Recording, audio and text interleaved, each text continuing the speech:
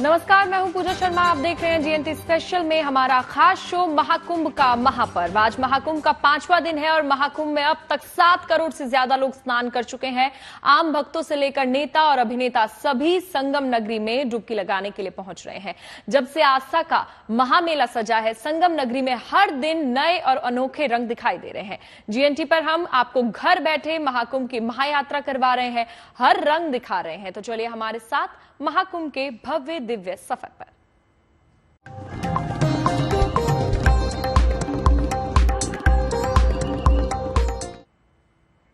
तो जीएनटी के साथ आज की कुंभ यात्रा आपके लिए बेहद खास होने वाली है, क्योंकि आज जीएनटी पर हम आपको कुंभ के हवाई दर्शन करवाने वाले हैं। जी हां, हमारे सहयोगी कुमार अभिषेक आपको हेलीकॉप्टर से संगम नगरी के दर्शन करवाएंगे। तो चलिए देखते हैं धरती का सबसे बड़ा मेला आसमान से कैसा दिखता है। मुड़ चले हैं उस महाकुंभ के उस संगम क्षेत्र के दर्शन के लिए, जब हम आसमान के ऊपर से आपको इस पूरे कुंभ क्षेत्र को दिखाएंगे और कैसा दिखता है आसमान से ये महाकुंभ। हम आपको एक एक तस्वीर दिखाने की कोशिश करेंगे।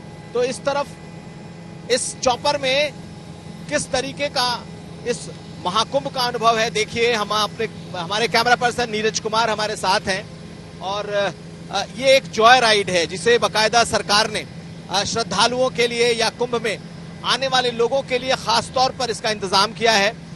दोस्त 1296 रुपए की ये टिकट है, जब 8 मिनट का ये जॉय राइड महाकुंभ के ऊपर यानी कि उस संगम के आसपास से गुजरता है और ये दिखाता है कि किस तरीके का है ये महाकुंभ।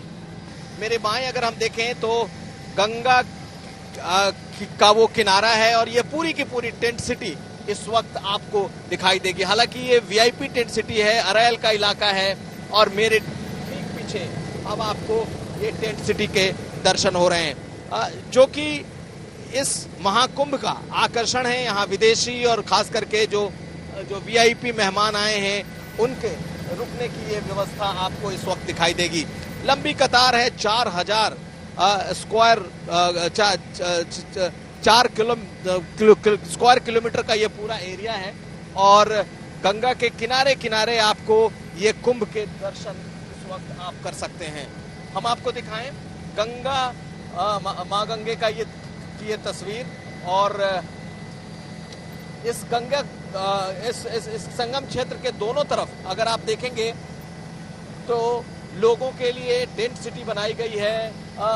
फिलहाल आपको पॉन्टून के जो पुल हैं, जो पीपा पुल हैं, आपको दूसरी तरफ दिखाई देंगे और ये ठीक मेरे नीचे अगर आप देखेंगे तो ये संगम क्षेत्र है और संगम क्षेत्र में लगातार आप देखिए किस तरीके का संगम का ये दृश्य है।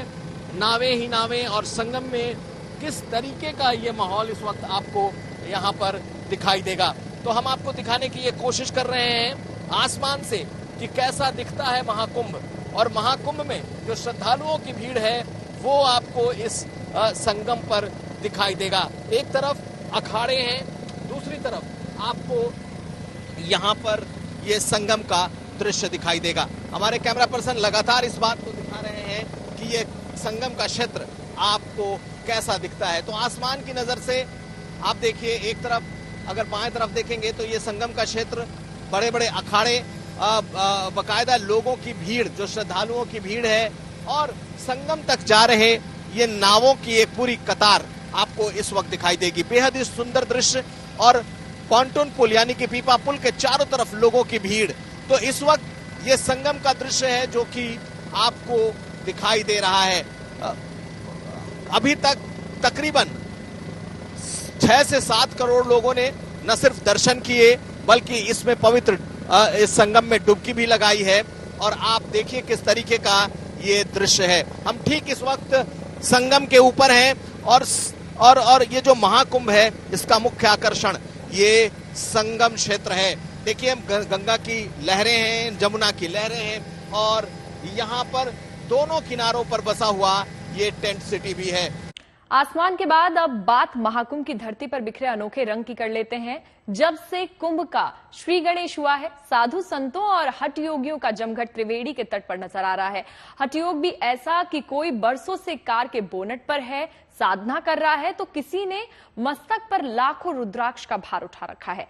संगम के तट पर योगियों का ये हठ कुंभ नगरी आने वालों को हैरान कर रहा है।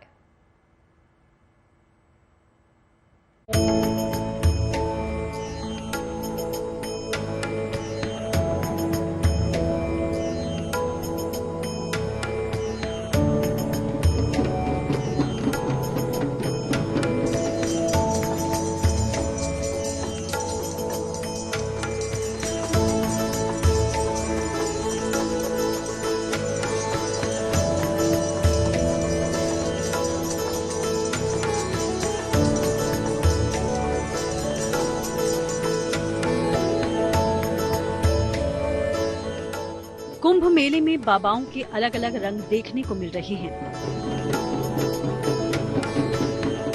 ऐसे संत जिनका संसार बड़ा रोचक है।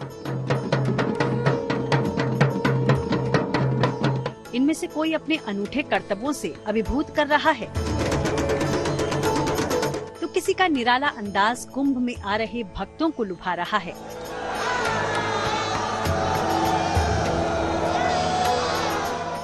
कोई बोलेरो गाड़ी के बोनट से भक्तों को आशीर्वाद दे रहा है, तो कोई भक्तों को खिचड़ी खिलाकर अपना बना रहा है। किसी ने माथे पर लाखों रुद्राक्ष सजाए हैं,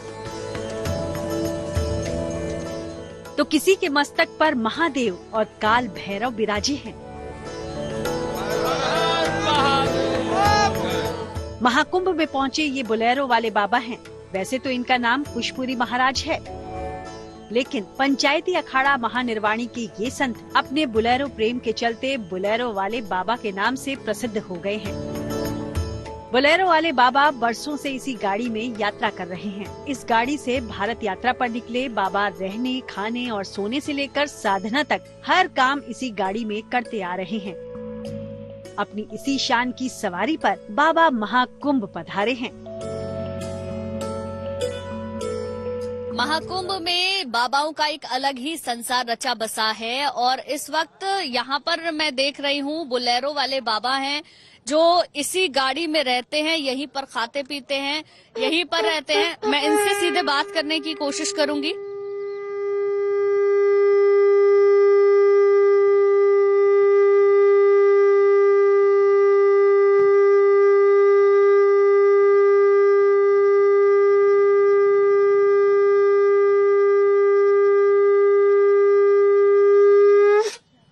जय शिव शंभू। बाबा जी प्रणाम। नारायण नारायण। बोलिए बच्चा। कब से आप इस गाड़ी पर हैं, यहीं पर रहते हैं, यहीं पे खाते पीते हैं, बताएं। गाड़ी भारत भ्रमण के लिए चलती है। जी, हम लोग पूरे भारत भ्रमण करते हैं। हाँ जी, कभी नेपाल, कभी उत्तराखंड, कभी हिमाचल, गुजरात, राजस्थान, सब पूरे भारत में चलता है। 12 ज्योतिर्लिंग हैं अपने भारत में, वहाँ 4 धाम हैं और सब में गाड़ी हमारी घूमती रहती है। जी, महानिर्वाणी अखाड़े से हैं आप? जी, श्री पंचायती अखाड़ा महानिर्वाणी से हैं। अच्छा जी जी, आपका शुभ नाम? नागा बाबा पुष्पुरी। अच्छा जी। तो आप जैसे आपने बताया कि पूरा भारत भ्रमण आप कर रहे हैं, तो क्या सोते भी यहीं हैं, खाते पीते भी यहीं? सोते गाड़ी में ही सोते हैं, गाड़ी में रहते हैं, गाड़ी में ही खाना भोजन पानी होता है हमारा।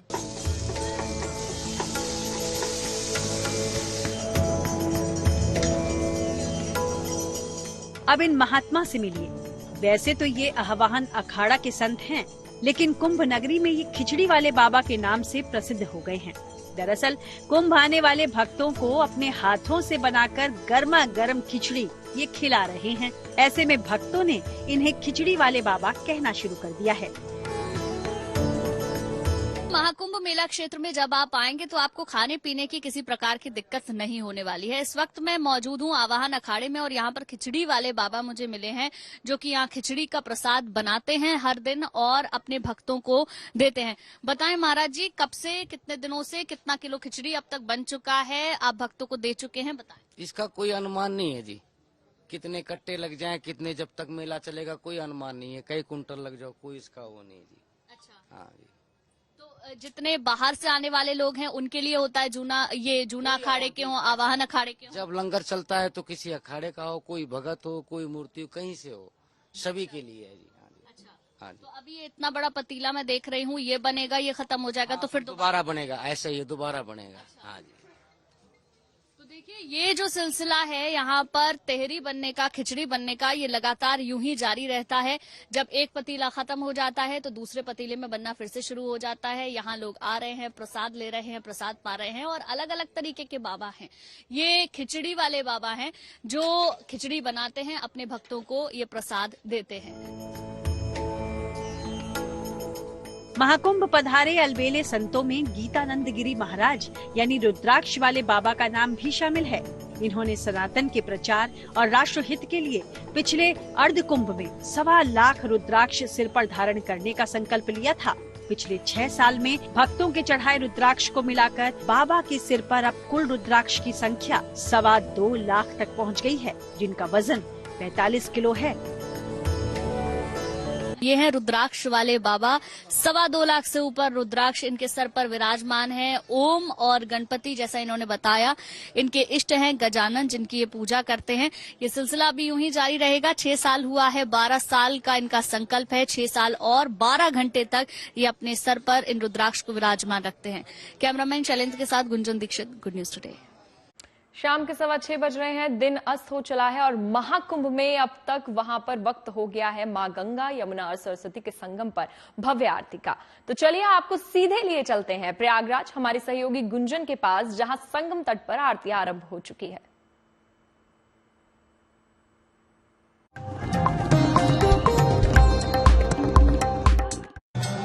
गंगावारी मनोहारी मुरारी चरणच्युतम त्रिपुरारी शिरस्वारी पापहारी पुनातुमा। इस वक्त जो तस्वीरें आप देख रहे हैं, हनुमान घाट की अद्भुत तस्वीरें महाकुंभ से सामने आ रही है, जहां आस्था का सैलाब उमड़ रहा है। आप देख सकते हैं यहाँ पर गंगा आरती चल रही है। बटुक ब्राह्मण और बटुक कन्या यहाँ पर आरती कर रहे हैं। सबसे पहले भगवान शिव की यहाँ पर पूजा की गई, उसके बाद यहाँ पर गंगा आरती की जा रही है। गंगा आरती अपने आप में अद्भुत होती है। इसको देखने के लिए दूर दूर से लोग पहुंचते हैं, चाहे बात वाराणसी की गंगा आरती की हो या प्रयागराज की संगम आरती की। दृश्य बहुत अद्भुत है, हर किसी को श्रद्धा से अभिभूत कर देने वाला है। और इस वक्त जो नजारा आप देख रहे हैं, ये प्रयागराज महाकुंभ में हनुमान घाट पर हो रही गंगा आरती का ये दृश्य है, जिसमें कि लोग भी पहुंचे हुए हैं और गंगा आरती में शामिल होकर खुद को सौभाग्यशाली समझ रहे हैं। ये दीपक, इसकी रोशनी ये बता रही है कि इस बार महाकुंभ भव्य और दिव्य है।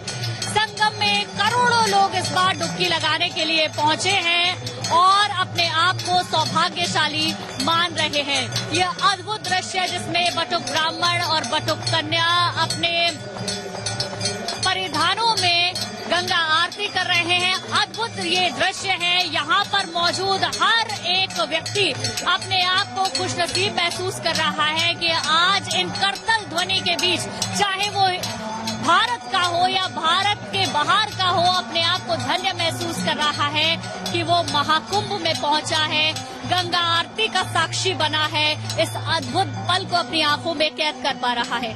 बहुत शुक्रिया गुंजन, प्रयागराज से हमें भव्य दिव्य संगम आरती के दर्शन करवाने के लिए। महाकुंभ के महापर्व में अब बारी कुंभ कथा की। जीएनटी स्पेशल में आज से हर रोज हम आपको कुंभ से जुड़ी कहानियां सुनाएंगे। महाकुंभ का आरंभ कैसे हुआ, महाकुंभ का इतिहास क्या है, अलग अलग साम्राज्यों और अंग्रेजों के दौर में महाकुंभ का स्वरूप कैसा था, आजादी के बाद से आज तक महाकुंभ में क्या क्या बदला, महाकुंभ से जुड़ी ये तमाम दिलचस्प कहानियों और रोचक किस्से हम हर रोज आप तक लेकर आएंगे, क्योंकि जिस तरह कुंभ अनंत है, उसकी कथाएं भी अनंत हैं। शुरुआत करते हैं विष्णु पुराण में वर्णित उस कहानी से, जिसके साथ महाकुंभ के आयोजन का बीज पड़ा था।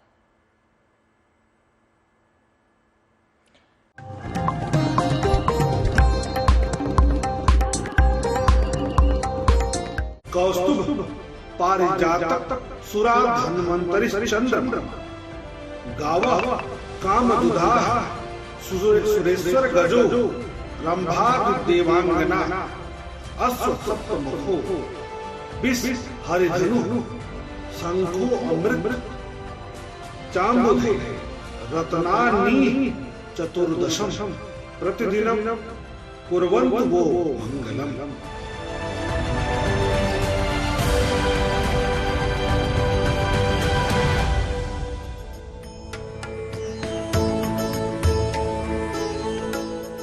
अमृत के अंश में रचे पगे प्रयाग के तट पर आस्था का अपार सागर उमड़ा है।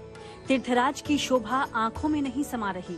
संगम नगरी का वही रूप आंखों के सामने चरितार्थ हो रहा है, जिसके महात्म्य का वर्णन धार्मिक ग्रंथों और पुराणों में मिलता है।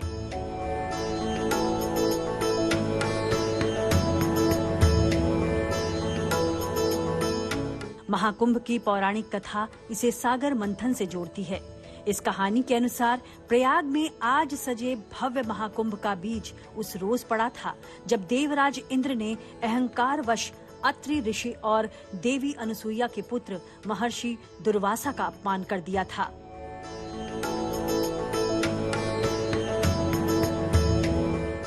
भगवान शिव के अंश से, भगवान शिव के आशीर्वाद से दुर्वासा ऋषि का जन्म हुआ। दुर्वासा ऋषि जगत में अपने क्रोध के लिए अति प्रसिद्ध है। क्योंकि भगवान शिव के क्रोधाग्नि से दुर्वासा ऋषि का जन्म हुआ था, ऐसा शास्त्रगत मान्यता है, ऐसा माना जाता है। इसी कारण से छोटी छोटी बातों में भी दुर्वासा ऋषि को क्रोध आ जाता था। भयंकर क्रोध के आवेग में ऋषि दुर्वासा ने देवराज इंद्र को श्रीहीन होने का श्राप दिया, जिस श्राप के चलते स्वर्ग का वैभव, ऐश्वर्य, धन संपदा सब कुछ नष्ट हो गए। कहानी में आगे वर्णन मिलता है कि महर्षि दुर्वासा के श्राप से डरकर सभी देव भगवान विष्णु की शरण में पहुँचे। तब भगवान विष्णु ने देवों को असुरों के साथ मिलकर सागर मंथन करने के लिए कहा। श्री विष्णु ने देवताओं को बताया कि सागर मंथन में तमाम दिव्य रत्नों के साथ ही अमृत भी प्राप्त होगा, जिसके पान से देवता अमर हो जाएंगे और स्वर्ग का वैभव लौट आएगा।